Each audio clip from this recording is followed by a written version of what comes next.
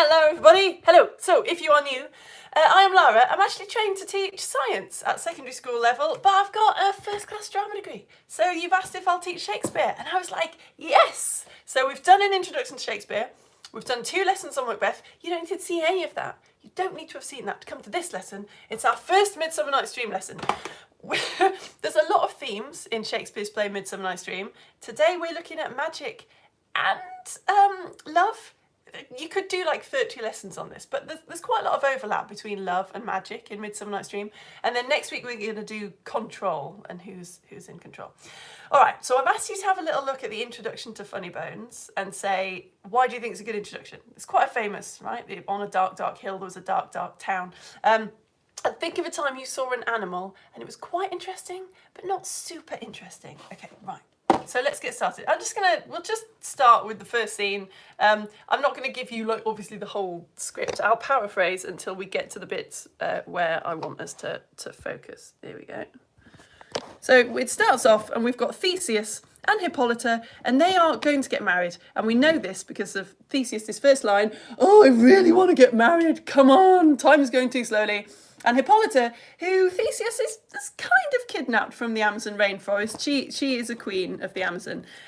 She's like, dude, it's 4 days away. Just don't worry about it. Our wedding will come round really soon. Well, they get interrupted by angry dad. Hermia's angry dad storms on stage and says, "Oh my goodness, I'm so furious. You have to help me. Theseus, I have this problem. Only you can sort me out. My daughter Hermia, well, I wanted to marry this bloke called Demetrius. Here he is. He. But she loves this bloke called Lysander. Here's Lysander. He. And Hermia's dad is like, you know, it's the 1600s. She has to do what I say. Just tell her to marry Demetrius. This scene we will look at a lot more next week when we look at control, because Hermia's got this lovely line where she's like, "I'm really sorry, I don't know what's making me feel like I can have opinions, but I just really don't want to marry Demetrius because I really love Lysander and he loves me. So, but it's okay because Theseus has a solution for everyone."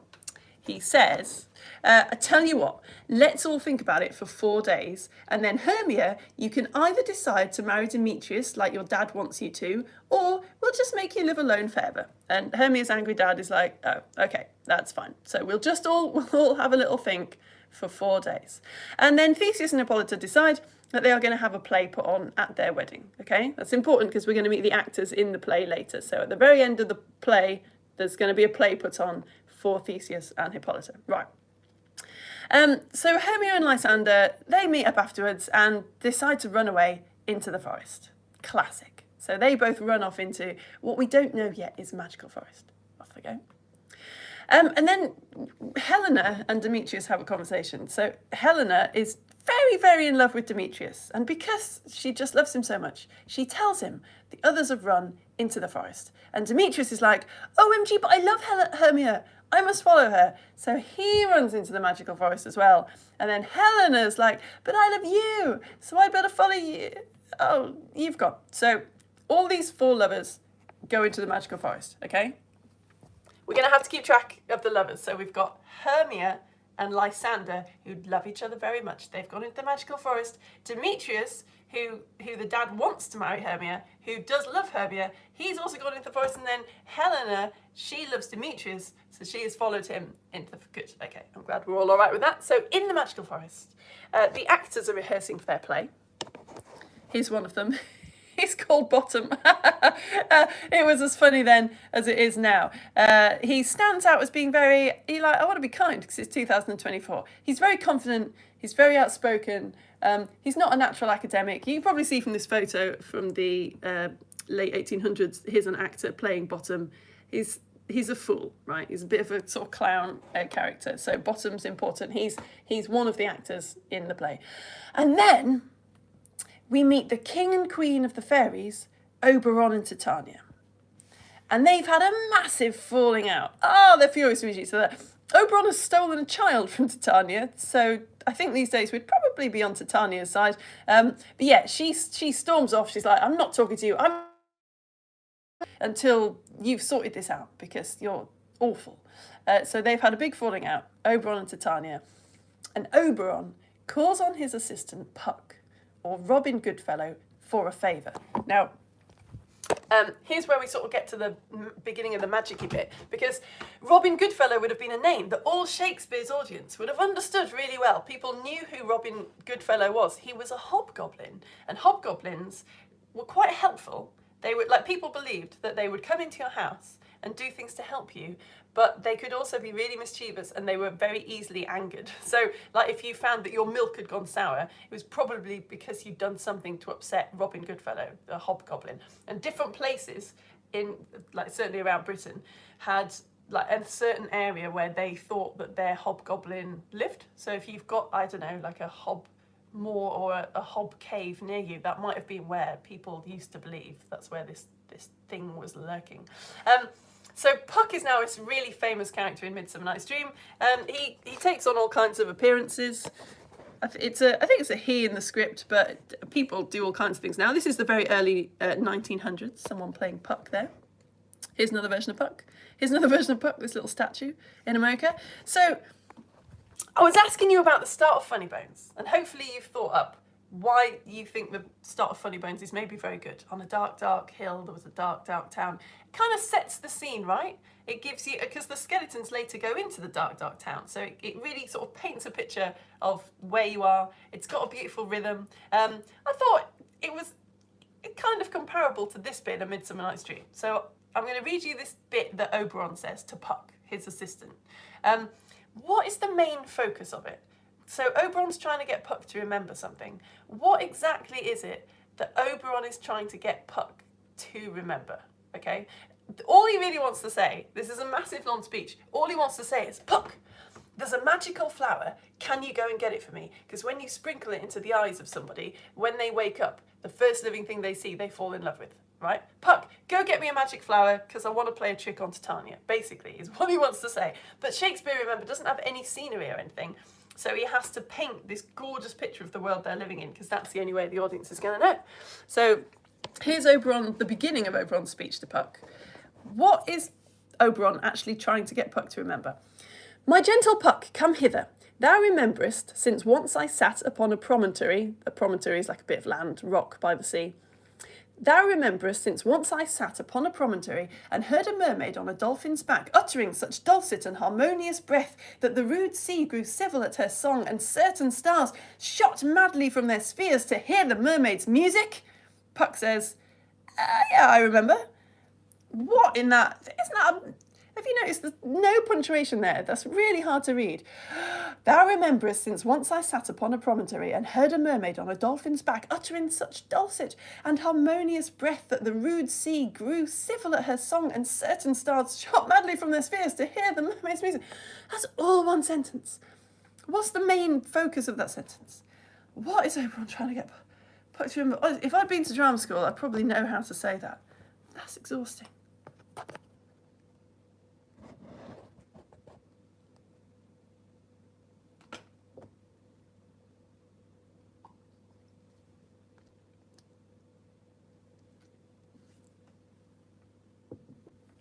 So some people on Facebook yesterday were saying the mermaid. I don't know if it is the mermaids. I don't think that's the main focus. I don't think that's supposed to be the memorable thing that happens here.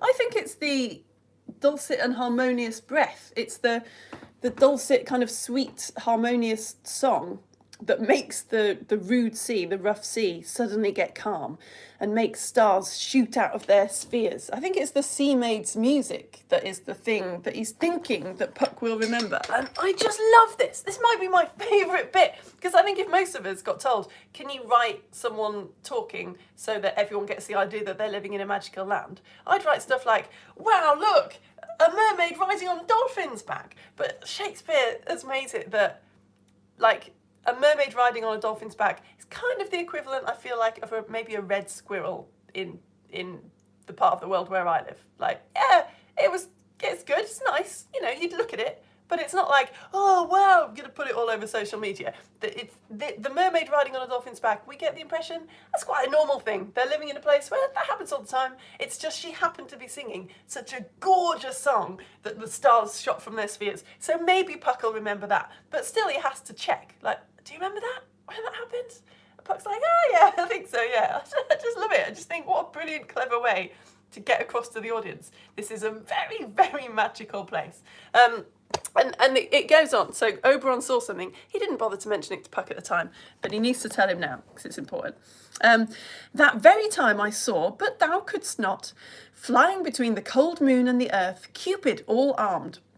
A certain aim he took at a fair vestal throned by the west. A vestal is like a maiden, right? A young maiden. And loosed his love shaft, that's an arrow, smartly from his bow, as it should pierce 100,000 stars. But I might see young Cupid's fiery shaft quenched in the chaste beams of the watery moon, and the imperial Volturess passed on by. So this maiden didn't get hit by Cupid's arrow, it went out in the beams of the moon. Isn't that great? The moon is quite watery, so it put out the arrow, and the maiden sort of walked on fancy-free, in maiden meditation, but I marked where the bolt of Cupid fell. So Oberon saw where Cupid's arrow fell. And this is a very, very dark word, dark street. It fell upon a little western flower, before milk white, now purple with love's wound, and maidens call it love in idleness. And again, this is something that the Shakespeare audience would have known. So he's talking about a pansy, actually, a purple pansy, which it was believed that you could make all kinds of lovely potions with. So Cupid's arrow has hit a white pansy and it has turned purple, and now maidens, and probably everyone else, calls it love in idleness, very famous magical flower. Fetch me that flower, the herb I showed thee once. Finally, we're getting to the point, really.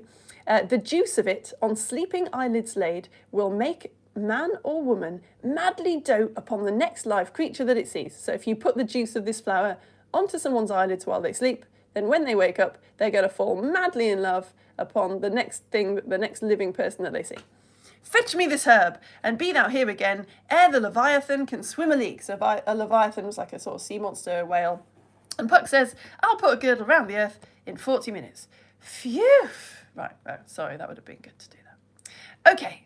Demetrius and Helena return to the stage. So they have made it into the forest, and let's look a little bit at the conversation between them. While we're doing this, so I get to talk about science now. If you've got a magnet with you and 2 pins, could you please get the magnet? Some of you have done this with me before in different contexts. Can you hold a pin very carefully, because it's a pin? Hold the pin very carefully and then put the magnet at one end of it, maybe near where your finger is, and stroke the magnet all along the pin, like that. So put the magnet right next to the finger where your pin is, you know what I mean, and then stroke outwards until you get to the end of the pin, and just keep doing that. Do that as much as you can, but don't move the magnet, don't change the angle of the magnet, keep the magnet the same angle each time. And don't move the pin. It's kind of like stroking a cat, right? You can't ruffle it up. You've just got to, well, I'll tell you what we're doing in a second, but for now, just make sure that the magnet moves along the pin, just always in the same direction, okay? We'll have a look at this bit between Demetrius and Helena, and then I'll tell you why, from a science point of view, because I'm a physics teacher by training, I really love it. Just want to keep stroking because I want this one to be really good because it's on YouTube, so it's saved forever. But I'm worried if I put this down, I'll just come here. I'm worried if I put it down, I'll forget what direction everything was pointing in. So, Demetrius says, hence get thee gone and follow me no more. And Helena says, you draw me, you hard-hearted adamant, but yet you draw not iron, for my heart is true as steel. Leave you your power to draw, and I shall have no power to follow you. And Demetrius, bless him, in despair, do I entice you? Do I speak you fair? Or rather, do I not, in plainest truth, tell you, I do not, nor I cannot love you? What is going on there? It's this bit that I really want to concentrate on now. You draw me, you hard-hearted adamant, but yet you draw not iron, for my heart is true as steel. What does that mean? Well, it's sciencey, so we're going to focus on it. Right, if you have finished with one pin, can you please pick up the next pin and because you need 2 pins for this.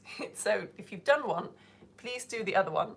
I will not do it. I will jab PowerPoint in the background so that you can learn about why we are stroking needles with magnets. So, magnets have invisible magnetic fields around them, okay? That's how they can feel things without touching them. So if you hold a magnet near a magnet, you might find that it pushes away or pulls towards it, even without touching. That's because they are detecting each other's magnetic fields, all right? So the particles inside some materials, like your needle or your pin, is probably made out of steel. So steel and iron, you can imagine the little particles inside them as being like tiny magnets. So let's say this rectangle on the screen is a piece of steel. Let's say it's your pin. Usually all the little tiny magnets, the particles inside it, are all pointing in different directions, okay? But if you put that pin, any kind of bit of steel, into a magnetic field, all those tiny little magnets line up. Here's the magnetic field. So we're putting a magnet near it. In this magnetic field, all those tiny little particles line up, so the material becomes magnetic. So you can see here, on the left-hand side of this magnet is where all the south poles are pointing, so that would be the south pole, and the right-hand side, that would be the north pole. So you've like made a magnet. Now, iron loses its magnetism when you take the magnetic field away. We say that it's a soft magnetic material. So as soon as that magnetic field moves away, all the iron particles just end up all jiggled up again, and it's not magnetic anymore, okay? So iron is a soft magnetic material. We've just been doing this in my free live IGCSE physics lessons. But some materials, like steel, stay magnetized even when you take the magnetic field away. So take the magnetic field away, hooray, the particles are still all lined up. So steel is a hard magnetic material. So like the magnets on your fridge, they could quite possibly be made out of steel. They've been in a strong magnetic field in a factory, and then they've kept their magnetism. They're still magnets at the end when they come out of the factory. You know what I mean, right? So adamant in Shakespeare's time meant a natural magnet. They didn't actually have magnets the way that we have magnets. They were just starting to understand sort of what magnets were and how they work. But if certain minerals get, say, struck by lightning, it becomes a natural magnet. So if hopefully you've turned your 2 pins into magnets. I suppose I'd better do this quickly. Get one of the pins, just put it on a table or something, and hold another pin near it and see what happens. And then turn the pin around and see what happens. Let's see, I hope this works. So I've just got one pin. I've completely lost track of which end is which. So I don't know what's going to happen, but I've got one end of the pin, and I'll just touch the other end of the pin. Oh, look! Wow, I turned my pin into a magnet. So if I turn this pin around now, because that was attracted, am I going to see anything? Let's see. Oh, gasp! Did you see that? It's moving away. Wow.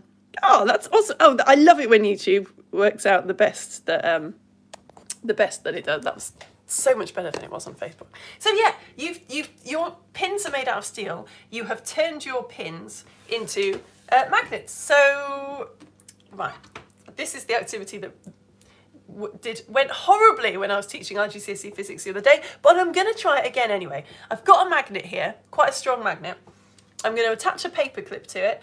What happens when I attach a second paper clip to the first paper clip? Got a paper clip, it's attached to a strong magnet. If I get a second paper clip and attach it to the first magnet, what's going to happen? It hangs. So hopefully you might have predicted that was going to happen, because the first paper clip is in a magnetic field, right? So because the first paper clip's in a magnetic field, all its little particles have lined up, and we've turned the first paper clip into a magnet. So now the second magnet is attached to the magnet that is the paper clip. Shall I try another one? It's not going to exit. I'll try another one. Oh, come on. Ah, maybe a really small paper clip? Oh, well, we'll go with 2. What's going to happen if I very gently take this top paper clip off the magnet? What do you reckon? What's going to happen if I take this top paper clip off the magnet? The paper clip is made out of steel. Let's see. This is where my success rate this week has been 50-50. Oh, It stayed. Is that what you predicted? Because steel is a hard magnetic material. We've put it in a magnetic field and all its particles have lined up nicely. And now they're staying lined up. They won't stay lined up forever because it's got a very strong magnet. But they were staying lined up, so it stayed a magnet. Now this is where I get really excited because I actually bought something the other day for Theatre of Science, which I never do. I always just use exactly the same materials that you're getting at home. It's really hard to get tiny little things that are made out of iron. So it's really hard to do this activity. So I bought some iron nails from a blacksmith on the internet. So I'm going to attach that to a magnet, the first nail. What's going to happen when I put the second magnet there? Second iron nail to the first iron nail? It's going to stay, right? Because the same thing. The iron nail, the particles have lined up. I should show you, shouldn't I, first of all, that these iron nails don't stick together usually.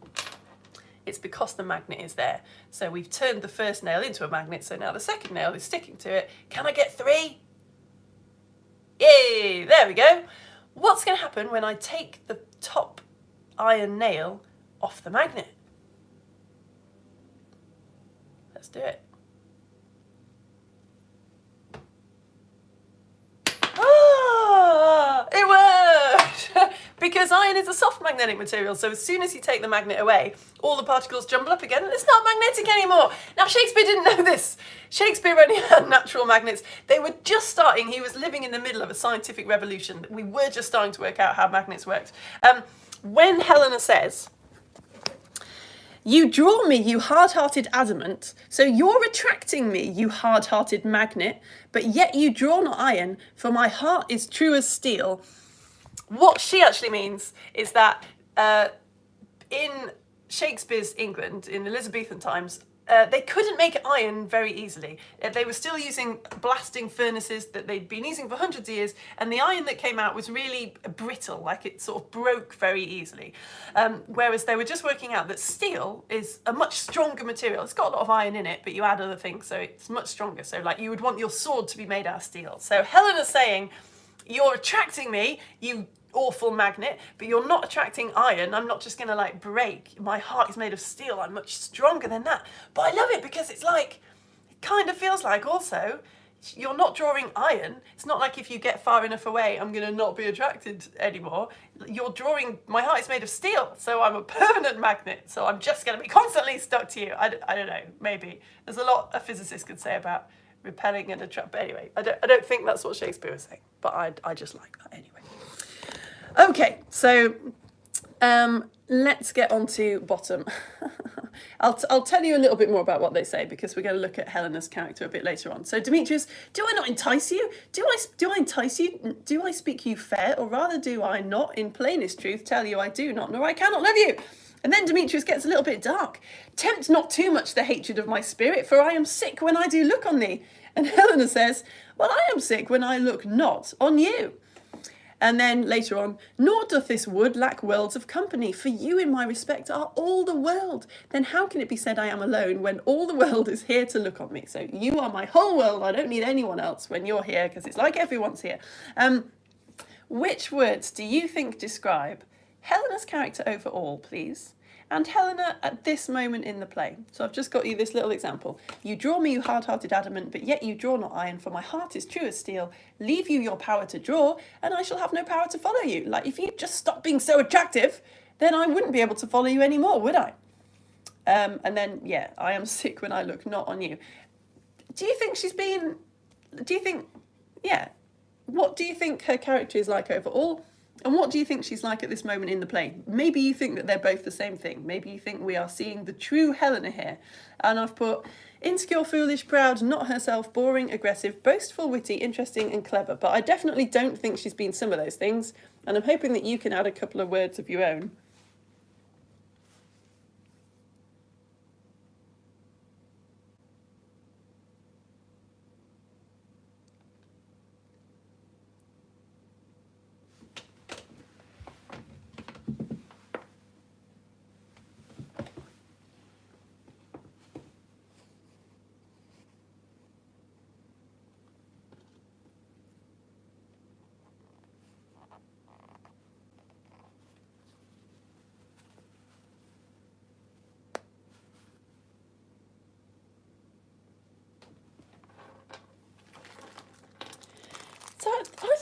Helena is often considered to be quite a whiny. Yesterday on Facebook, some people were saying desperate, obsessed. Sometimes she's seen as a little bit pathetic. I feel like she's not being a true self, right? I mean, you've probably got that from the way that I phrased the question.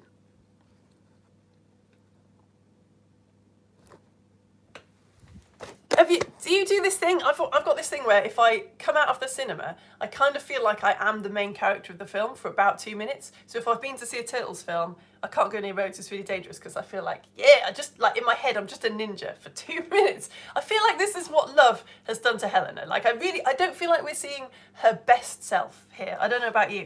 There's a few clues in the script that I feel like she's actually quite a clever and witty person. You know, she's got comebacks. I am sick when I do look on thee, and I am sick when I look not on you. Like, that's quite, you know, she's kind of bouncing off what he said, right? I think there's an argument for her being quite clever and witty. I would go quite aggressive as well. Like, it doesn't feel like she's enjoying being in love to me. If leave you your power to draw and I shall have no power to follow you. Like, this is all your fault. It's not my fault. Just stop being attractive and then the problem will be solved. So yes, it's entirely up to you. As long as you can back up what you've said using the words that you can see, your answer is not wrong. But I would definitely think there's a good argument to be made for the fact that she's not herself. I don't find her boring. I think love has taken hold of her in maybe an unfortunate way. I don't know. But she calls him hard-hearted. Like, to me that seems quite aggressive. I don't see her as a pathetic character. Right, Act 2, Scene 2. Oberon finally gets to put his magical flower in Titania's eye. Pew! There we go. And then Bottom and his friends are rehearsing for their play, and along comes Puck. Puck's just passing by, and for reasons decides to give Bottom the head of a donkey. It's funny because ass is another word for a donkey, and it's another word for a bottom. I mean, come on, there's a reason we're still doing these plays 400 years later. Here's Puck saying, oh my days, I can't even. There's no reason for him to do this except it's a brilliant plot twist, because of course Titania wakes up and the first thing she sees is Bottom with the head of a donkey. And she falls madly in love with him. All Bottom's friends have run away because he's got the head of a donkey. So he's, to show he's not afraid, stomping around singing. And Titania wakes up and sees him and interrupts his probably terrible singing with this very famous line, "What angel wakes me from my flowery bed?" And then we get a very comic contrast between Titania being so poetic and lovely and Bottom, well, she says, "Or say, sweet love, what thou desirest to eat." And Bottom says, "Truly, a peck of provender, dry animal food. I could munch your good dry oats. Methinks I have a great desire to a bottle of hay. Good hay, sweet hay, hath no fellow." Titania says, "Oh, I have a venturous fairy that can seek the squirrel's hoard and fetch thee new nuts. Like, maybe you'd like some nuts." And he's like, "Nah, I'd rather have a handful or two of dried peas." Do you see? Because he's a donkey. He's a donkey, so he wants to eat hay. Like, she's offering him nice nuts, but because he just wants to eat donkey food. He's a donkey. So FYI, you was more formal and polite in Shakespeare's time. And now it was for people that you knew really well. So it could be a sign that you were very intimate with someone, very close to them, or it could be rude. So the very last thing I want us to do, English teachers love comparing and contrasting, don't they? They're all over that. So let's do some comparing and contrasting. Have a little look at Titania and Bottom's relationship. You can call it a relationship. Bottom with the head of a donkey, saying that he wants hay to eat, and Titania, queen of the fairies, just offering him the world. And Demetrius and Helena's relationship. Think about what have they got in common and what are the differences. And I've given you some things that I thought about, like who has the power? Are they equals? Are Titania and Bottom equals? Are Demetrius and Helena equals? Who has the power in that relationship? What do they call each other?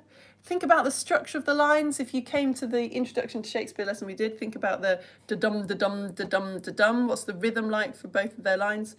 Are they in control of their situation? So this is the last thing that I want you to do.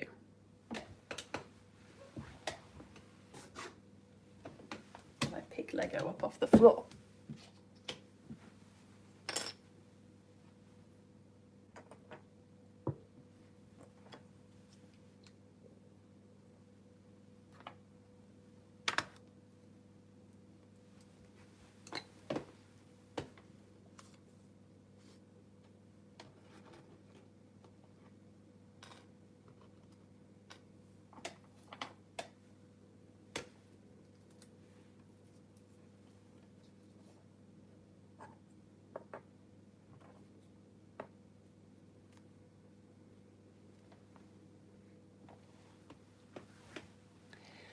So a lot of people were noticing a lot of really interesting discussion on Facebook about the relationship between them and the power and the control. Some people were saying that, well, most people were pointing out that the men are in control in both these situations, right?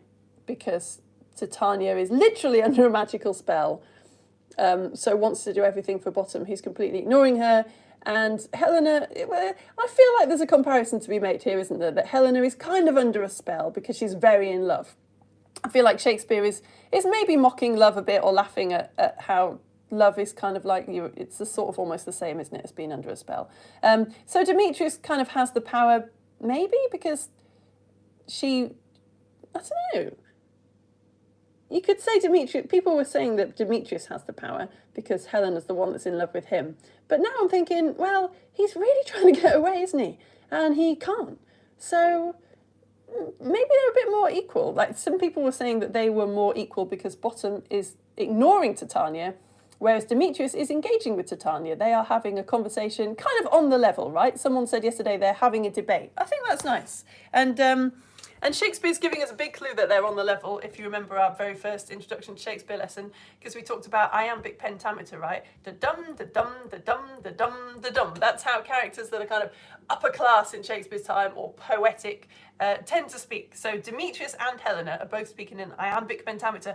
For I am sick when I do look on thee, and I am sick when I look not on you. Whereas Bottom, it would be quite easy for Shakespeare to give him iambic pentameter, but he just hasn't done it. I feel like that's almost on purpose for comedy reasons. Bottom could say, I'd rather have a handful of dried peas, but Shakespeare like throws in a handful or two of dried peas. It's like Bottom is kind of missing the iambic pentameter on purpose. Like, he just doesn't care. So in that way, I would say Titania and Bottom are a really exaggerated version of Helena and Demetrius, because Bottom is just so below Titania, isn't he, in terms of kind of graces and, I don't know, well, in terms of class, because she's a queen and he's very much a kind of manual worker, and in those days that was a big deal. I was looking at things like what they call each other. So Titania is all of this sweet love. Helena doesn't actually really do that, does she? Helena's not like, oh, my darling, my sweetheart, I am sick when I look not on you. She's not really making it sound very pleasant, this being in love business. Titania says thou. Did you pick up on that? Because she feels so close to Bottom, whereas Helena is sticking to the more formal, polite you, which I guess again suggests, I don't want to do any massive spoilers, but things actually turn out okay between these guys. That was a massive spoiler, wasn't it? Whereas Titania and Bottom do not end up together at the end of the play. Because, like I say, I've just highlighted here how Bottom is just completely ignoring her. This isn't going to work. Whereas Demetrius is at least engaging Helena in conversation. I am sick when I do look on thee. At least it's a strong emotion, isn't it? Maybe something could go somewhere. Right, we will leave it there. That will lead us quite nicely into looking at control next week. So next week, I want you to we're going to do the classic moon activity. Bring some flour and some like cocoa powder or something to sprinkle on top, and we'll drop stuff in it and make craters, and we'll talk about the moon, because there's more references to the moon and things in space in Midsummer Night's Dream than any other Shakespeare play. So maybe the moon is in control of all the actions, or maybe it's the blokes that are in control, or I don't know, maybe Bottom's in control. We'll find out next week. We'll have a look at it. That is the end of my lesson. Thank you so much for coming. I'm just going to go over to my Facebook page and see if anyone has said hello, because whenever I'm live on YouTube, I always put a post on Facebook saying, there's no comments on YouTube, but if you want to say hello, then you can put a comment here and I will say hello at the end. So I'm going to go over to Facebook, look at my top post and see who has said hello. If you're enjoying these lessons, you can pay me. That is how it works. I've just decided that my business model will be everything free for everyone. So if you've been to my website, you will have found printouts for this lesson. I also do a free IGCSE physics lesson that has printouts. Hey, comments, great, hello. And I do a Lego Story Show. The Lego Story Show is at 10:30, so 45 minutes on YouTube. And it's all about, this time, are boys better at science than girls? Like, why we still think that, even though that is not true. So there's a little Lego story show. Yeah, it's all free. And I just say that if you want to support me, if you feel like this is good value for what you're getting, then you can send me £5 a month on this website called Coffee. So if you're on YouTube now, you can go to my About section and that takes you to it. Or if you're on Facebook, you can click sign up, or if you go to my website, hopefully it's everywhere. Because I really need people to sign up, or I would not be able to do this job. Hello, Amelia. We are watching live now. Oh, fabulous. Yeah. If you go to my Facebook group, there's actually a live lesson on Midsummer Night's Dream by the Royal Shakespeare Company happening is it at 10:30 when my Lego show is on? Yeah, so if you go to my Facebook group, you might have to scroll down quite a lot, but you can sign up for that lesson as well. I won't be able to watch it because I'm doing Lego Story Show. Gus is watching. Yes, Gus. Hello. Oh, you saw him in Midsummer Night's Dream outdoors in Covent Garden. Are you kidding me? That sounds amazing. Messy love triangle, or is it a love square? Yeah, good point. Can you get a love square? You can. It is a love square, isn't it? It's definitely a love square. It sounds like a song from the 60s. Love square. Hello, Sullivan. No way. What? Clear. It's your birthday. You're watching this on your birthday. Your actual happy birthday. Wow, that's amazing. Oh, that's nice. Look, Bella's saying happy birthday. That's lovely. Oh, everyone's saying happy birthday. Awesome. Hello, Edmund. Looking forward to this lesson. You've seen a Midsummer Night's Dream before as well. Very cool. Hello, Bella and Mum and Dad. Although he's driving the car that we are travelling in, so he can't see you, but he can hear you. Bella's dad, get off the... He's a madman. What is he doing? You can't take selfies in the car. Guys, don't take selfies in the car. If you don't know Bella's dad is the arch enemy of the science lines. So much so that she made this poster for us. Wanted, dead or alive, reward £2,000, the enemy of the science lines. Yeah? I mean, that's his daughter. So you can imagine how I feel about him. He's awful. If seen, do not approach. Likes to hang out with trees. He always misses lessons because he's doing something really rubbish, like rescuing a cat out of a tree, or planting a tree, or cutting a tree down with a chainsaw. I don't know. He's all over the place. He can't decide. Hello, Imogen and Ophelia. We looked at A Midsummer Night's Dream in the past. Ah, splendid. Hello, Jay and Daisy and Daniel. All right, Arthur and Abba. We thought you would be dressed up as Puck. Oh, yeah, that would have been good, actually. Oh, that would have been good. How do you dress up as Puck? You can literally do anything you want. Oh, why haven't I got fairy wings on? Oh, mistakes have been made. Mistakes have been made. It's too late now. Hello, Amelia and Kitty. This little kitty is quite interesting on a daily basis, especially when she's avidly watching this little cat. That's a very nice cat. I like the colours. That cat is every colour that a cat can be. Just splodged on. Hello, Holly and Sky. Watching live. Yes, guys. Hello. Hello, Suki and Arza and Eunice and Salah and Musa. Hello, Violet. Oh, thank you. Oh, thank you. Was there not a... I did put the link. I did, but thank you for that link, Bella. Right, I'll just refresh to see if anyone else has said hello. Do-do. Do-do-do-do-do-do. A word for Helena is physicist. Yes, Tom. Good point. Yeah. Oh, maybe Helena is a physicist. Oh, that's good. Oh, I like that. Happy birthday. That's nice. Yeah, happy birthday. Hello, Kaya. You like a Midsummer Night's Dream, do you? Yeah? Excellent. Hello, Kenton. He predicts his needles will be stuck together forever. Ah. Yeah, you should... Oh, I've put mine away, which was a bit silly. Give it a go. Hello, Max. Hello. And Sebastian and Humphrey. I thought that was a new word. I thought Sebastian and Humphrey were German. Sebastian and Humphrey voiced at the beginning because we were doing a jigsaw and singing the Ashalot song. Nice. Good work. I never miss anything when you miss the beginning of Theatre of Science because it always takes me about, like 8 minutes to get my shower hair ready, to wipe off all the IGCSE physics off the board.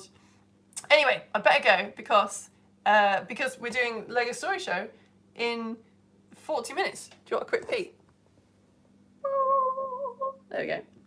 So if you're watching the RSC Midsummer Night's Dream lesson live, you just have to imagine that I say, hi everyone, that I'm talking to you when you watch it back on YouTube later. Okay, I'm going to go. Thank you so much for coming. Thank you so much for coming. We've got one more lesson next week, like I say, and then it's 2 weeks off for these holidays. We've got one more Lego Story Show next week. If you happen to come to my RGCSE physics lessons, don't forget that that's not on next week because we've sort of wrapped up the topic, so we're going to start in 3 weeks' time. I'll see you all very soon. Enjoy the rest of your day. Bye!